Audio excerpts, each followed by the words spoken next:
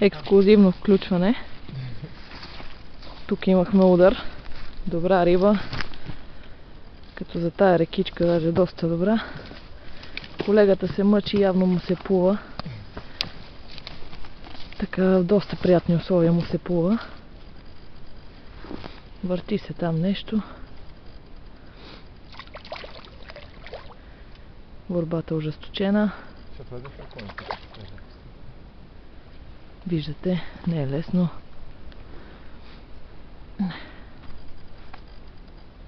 Ще го бъде ли, колега? Няма да е лесно. Само да не цопнете. Ще. Няма да ви искам умиса, защото често ме апострофират монтанските колеги. Изловихме го. Фанахме на го. третия път. Добре. Влизаме ли в куп 100? Куп 35 сме вече. Напредваме. Само, че нямаме време да продължим. Сега ако не падна.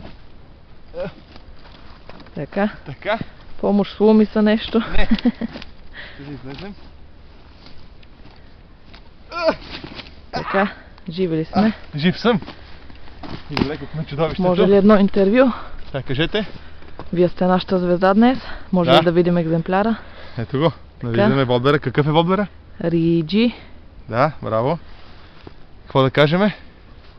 Как беше? Шанин ми е дал 2 урока. Знаете ли кой е Шанин? Имам бегла представа. И той е? Ще го чуем от вас, все пак вие сте предоптива. Да не знаете кой е Шанин, това значи ще ви отнема операторските права. Не. Та от него обади ми по телефона. Така да твичнеш леко назад в клоните.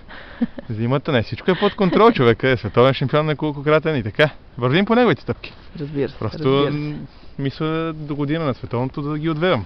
Как? Нали? Там сме. Като оператори, разбира се. Като зрители. Това е реалността. И така, колежки, показах ви. Да не кажете, че съм слаб. По-скоро преди това. Аз ви показах, сега вие но го... ме амбицирахте и аз нарочно не ви дадох. Усещате ли къде е тънката нишка? Нарочно аз ви казах, удари ми един път, 2 пъти, вие го видяхте, дай да фърва. Не може да хвърлиш. Аз си го хвана и ето, виждате. Това е просто съдбата на загубещия. Ще премълча. Ще премълчите, но... Добре. Значи, обираме чоколата. Да, и заминаваме директно за Враца. И така, това е от нас. Довиждане.